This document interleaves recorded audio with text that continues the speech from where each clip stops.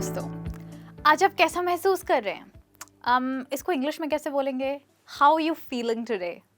इसका जवाब आप ज़्यादातर क्या देते हैं? मैं बहुत खुश हूँ, आई एम वेरी हैप्पी, या फिर आई एम स्केर्ड, मुझे डर लग रहा है, या फिर मैं बहुत हैरान हूँ, आई एम सरप्राइज्ड। ऐसा कुछ कहते हैं ना आप, राइट? हैप्पी, स्केर्ड, सैड, ये सारे हैं बहुत बोरिंग तरीके बताने के लिए कि आप कैसे महसूस कर रहे हैं, पर ये गलत नहीं है, आप इन्हें यूज़ कर सकते हैं। बट आज मैं आपके लिए लाई हूँ कुछ ऐसे खास वर्ड्स जिनको आप यूज़ कर सकते हैं ये बताने के लिए कि आज आप कैसा महसूस कर रहे हैं। ओके, तो आइए शुरुआत करते हैं और सीखते हैं बहुत सारे ऐसे वर्ड्स जो आपकी मदद करेंगे आपकी फीलिंग्स को बताने के लिए। So let's get started. So दोस्तों, ये है हमारा पहला वर्ड आज का, गिल्टी। गिल्टी का मतलब होता है जब आप काफ़ी दोषी महसूस कर रहे हो। दोषी का मतलब होता है जब आपसे कोई गलती हुई हो, ठीक है, या फिर आपने गलती से किसी का कुछ तोड़ दिया हो, तो आपको कैसा महसूस होगा? आपको बहुत दोषी महसूस होगा। फॉर एग्जाम्पल, अगर आपके फ्रेंड अपने लैपटॉप पे एक बहुत इंपॉर्टेंट प्रोजेक्ट बना रहे थे, आपको नहीं पता, आपने गलती से उनका लैपटॉप स्विच ऑफ कर दिया और उनका प्रोजेक्ट सेव नहीं हुआ, उन्होंने उस पर बहुत मेहनत की थी, तो आपको कैसा महसूस होगा?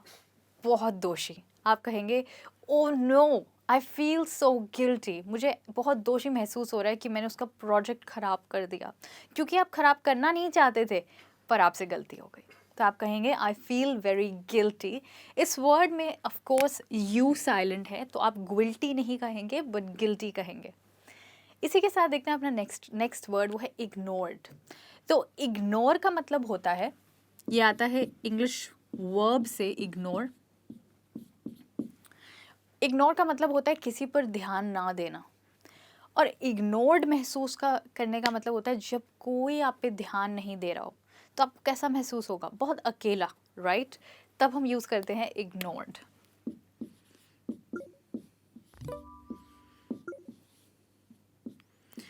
कभी कभी ऐसा होता है कि आपके फ्रेंड्स आपके साथ बहुत ऑनेस्ट नहीं होते हैं, या फिर वो आपको भूल जाते हैं।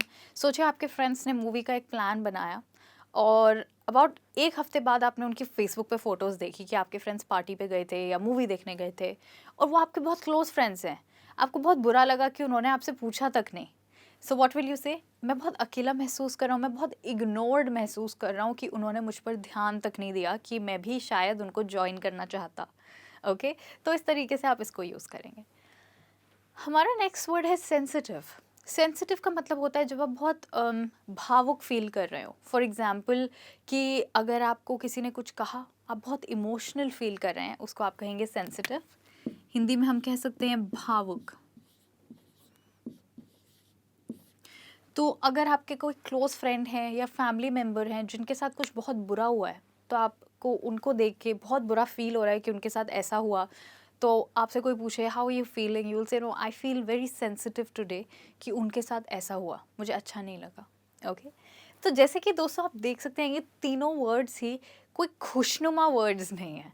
इसका मतलब है ये दर्द को एक्सप्रेस कर रहे हैं, पेन को एक्सप्रेस कर रहे हैं, और पेन जब भी किसी को आता है तो बहुत दुखी हो जाते हैं। तो नेचुरली ये सारे वर्ड्स दुख को एक्सप्रेस करने के लिए हैं, और इनको हम यूज़ करते हैं सैडनेस के बारे में बताने के लिए, इन अदर वर्ड्स दुख के बारे में बताने के लिए।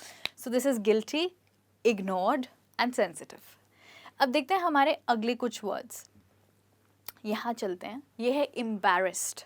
एम्बैरेस्ड का मतलब होता है, फॉर एग्जाम्पल, आप ऑफिस में जा रहे हैं, ओके, और आपको पता है कि आपके आसपास सब लोग बहुत सीरियसली अपना काम कर रहे हैं, सब अपना काम सीरियसली कर रहे हैं, बिल्कुल श्योर नहीं है, और आपको पता है कि कोई इंस्पेक्शन भी होने वाली है, तो बहुत सीरियस एटमॉस्फेयर है, और जहाँ पे बिल्कुल भी आवाज़ नहीं आनी चाहिए, वहाँ पे सडनली आपका फ़ोन बज जाए बहुत लाउडली, तो आपको कैसा फील होगा? एम्बैरेस्ड। एम्बैरेस्ड का मतलब होता है शर्मिंदा।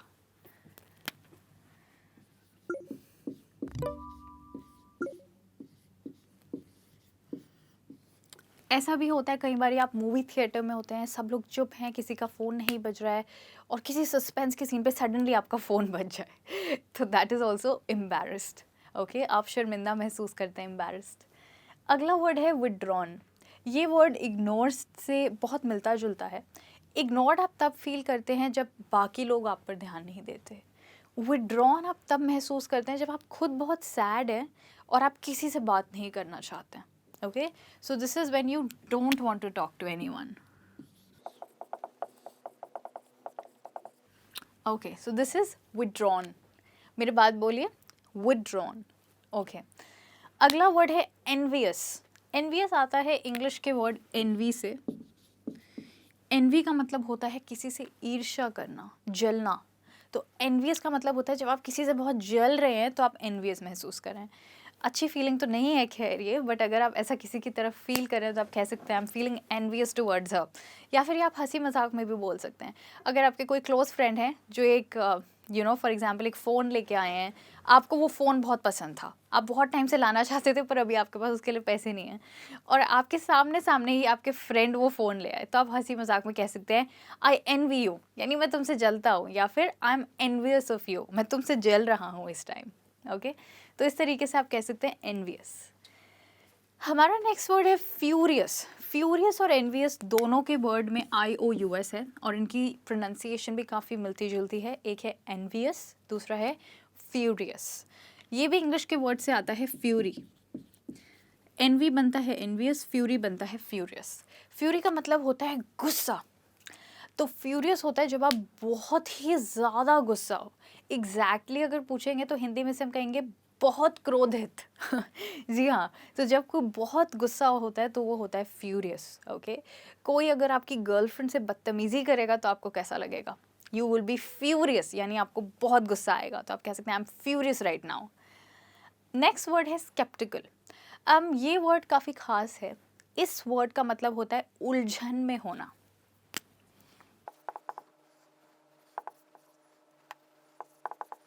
ओके, तो स्केप्टिकल का मतलब होता है उलझन में होना। तो इसको आप तब यूज़ करेंगे जब आपको समझ नहीं आ रहा है कि आप क्या चुनें। आपके पास दो ऑप्शंस हैं पर आप काफ़ी कंफ्यूज्ड हैं। आप सोच रहे हैं कि क्या मुझे ये जॉब छोड़ के दूसरी जगह जाना चाहिए या नहीं। Should I take up the new job? I am very sceptical, यानी मैं उलझन में हूँ, मुझे श्योर नहीं है। अब जैसे आप देख सकते हैं दोस्तों, ये वर्ड्स है एम्बैरेस्ड, विथड्रॉन, एनवियस, फ्यूरियस, जो कि एंगर से रिलेटेड है। ऐसे ही स्केप्टिकल भी। ऑल्दो ये वर्ड सारे के सारे हमें गुस्से के बारे में नहीं बोलते हैं एग्जैक्टली, बट हम लगभग कह सकते हैं कि ये सब डिफरेंट टाइप के एंगर को एक्सप्रेस करते हैं। तो हम कहेंगे ये सारे वर्ड्स हम यूज़ कर सकते हैं जब हम होंगे थोड़े एंग्री या परेशान, एंग्री और अपसेट। कुछ वर्ड्स अपसेट के लिए यूज़ होंगे, कुछ वर्ड्स एंग्री के लिए यूज़ होंगे। इसी के साथ हम देखते हैं अपने नेक्स्ट वर्ड्स यहाँ पे। ये वर्ड है करेजियस। अब जस्ट लाइक फ्यूरियस, एनवियस, इसके एंड में भी आता है OUS, पर यहाँ पे आता है EOUS, उनमें आता है IOUS। ये आता है इंग्लिश वर्ड करेज से। करेज का मतलब होता है हिम्मत, करेजियस का मतलब होता है हिम्मत वाला। ओके, ये मूवी भी है ना शायद हिंदी में, हिम्मत वाला, राइट। तो करेजियस आप तब यूज़ करते हैं जब आप काफ़ी हिम्मत महसूस कर रहे हो, हिम्मत वाले महसूस कर रहे हो। इमेजिन कि आपको एक एग्ज़ाम देने जाना है, आप UPSC देने जा रहे हैं, तो आपके दोस्त बोलते हैं आपसे, आप कैसा महसूस कर रहे हो? आप बहुत कॉन्फिडेंट हैं, आपको बिल्कुल डर नहीं लग रहा, तो आप कहेंगे आई एम क्वाइट करेजियस, मुझे कोई डर नहीं है, I am not scared, I am courageous. Next word है प्लेफुल। प्लेफुल का मतलब होता है खेलने कूदने जैसा महसूस कर रहे हैं आप। और हमारा नेक्स्ट वर्ड है इंटरेस्टेड। इंटरेस्टेड का मतलब है कि हर चीज़ में कुछ भी करने में आप इंटरेस्टेड हैं, यानी आपको रुचि है, कुछ भी करने में आपको रुचि है। अगर आप नोटिस करेंगे फ्रेंड्स, ये तीनों वर्ड्स तब यूज़ होते हैं जब हम डिफरेंट फीलिंग्स एक्सप्रेस करते हैं जो कि हैप्पीनेस से जुड़ी हैं। अगर आप खुश हैं तो आप इंटरेस्टेड भी होंगे काफ़ी चीज़ें करने में, नई नई चीज़ों में। प्लेफुल भी होंगे यानी खेल कूद जैसा महसूस कर रहे होंगे, और करेजियस भी होंगे यानी बहुत हिम्मत वाले भी होंगे। अब देखते हैं कुछ वर्ड यहाँ पे। ये वर्ड है एस्टोनिश्ड। इसमें जो स्ट्रेस है वो ओ पे रहेगा, एस्टोनिश्ड। अब एस्टोनिश्ड का मतलब होता है हैरान, भौचकित। तो एस्टोनिश्ड का मतलब होता है जब आप बहुत हैरान होते हैं किसी भी चीज़ को देख के, तो आप कहेंगे मैं तो ये टेस्ट पेपर देख के बिल्कुल एस्टोनिश्ड रह गया हूँ, क्योंकि मैंने उम्मीद ही नहीं की थी कि इस बार ये क्वेश्चंस आएंगे। तो एस्टोनिश होता है सरप्राइज्ड से थोड़ा ज़्यादा। सरप्राइज अगर इतना है कि हाँ आप थोड़े से हैरान हैं, अगर आप ज़्यादा हैरान हैं तो आप कहेंगे आई एम एस्टोनिश्ड। और एस्टोनिश्ड की जगह आप स्टार्टल्ड भी कह सकते हैं, इसका भी सेम मतलब है हैरान। तो ये है स्टार्टल्ड, स्टार्टल्ड, एस्टोनिश्ड। और लास्ट वर्ड है इसमें ईगर। ईगर का मतलब होता है उत्सुक।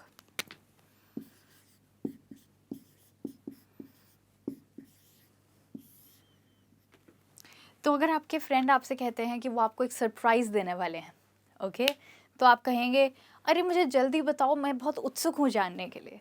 Tell me quickly, I am really eager to know. तो इस तरीके से आप ईगर का इस्तेमाल करेंगे। जैसे कि आपने देखा ये तीनों वर्ड्स सरप्राइज्ड से रिलेटेड हैं। जब आप सरप्राइज्ड महसूस करते हैं तो आप इन तीनों में से कोई भी यूज़ कर सकते हैं। ऑलराइट दोस्तों, अब देखते हैं अपने ये वाले वर्ड्स जो हमने अभी तक नहीं देखे हैं। पहला वर्ड है ऑफुल और दूसरा वर्ड है लोदिंग। इन दोनों वर्ड्स का मतलब होता है बहुत बुरा। जब आप बहुत बुरा महसूस कर रहे हैं तो आप ऑफुल बोलेंगे या फिर लोदिंग। तो अगर कोई आपसे पूछे तुम्हें ये वो मूवी कैसी लगी, आप कहेंगे इट वाज ऑफुल, यानी बहुत बेकार थी, मुझे अच्छी नहीं लगी। लोदिंग को भी आप ऐसे ही यूज़ करते हैं, तो आप कह सकते हैं कि तुम्हें ये मूवी कैसी लग रही है, तब आप कहेंगे आई एम लोदिंग इट, यानी मुझे बिल्कुल पसंद नहीं आ रही है, मैं इसे हेट कर रहा हूँ। ये दोनों वर्ड्स हेट को एक्सप्रेस करने के लिए यूज़ होते हैं। अब देखते हैं अपने नेक्स्ट कुछ वर्ड्स। पहला वर्ड है ह्यूमिलिएटेड। ह्यूमिलिएटेड, ह्यूमिलिएटेड का मतलब होता है जब आप अगेन काफ़ी शर्मिंदा हो किसी चीज़ की वजह से। सो एम्बैरेस्ड और ह्यूमिलिएटेड कुछ मिलते जुलते हैं। और अगर कोई आपको बहुत गंदे तरीके से ट्रीट करता है तो आप कहेंगे आई फील ह्यूमिलिएटेड, कि उसने मेरे से इतने गंदे तरीके से बात की। He spoke to me so rudely, so I feel humiliated. अगला वर्ड है वर्थलेस, यानी बेकार। उसने मुझे ऐसे फील कराया जैसे मैं बिल्कुल बेकार हूँ। He made me feel worthless. Next word is rejected. Rejected और इग्नोर्ड, यानी अकेलापन महसूस करना कि लोग आप पर ध्यान नहीं दे रहे हैं, मिलते जुलते वर्ड हैं। और लास्ट के टू वर्ड्स हैं एंग्शियस और इनसिक्योर। एंग्शियस का मतलब होता है चिंतित। जब आप किसी चीज़ को लेकर बहुत चिंता में हैं उसको हम कहते हैं एंग्शियस, चिंतित।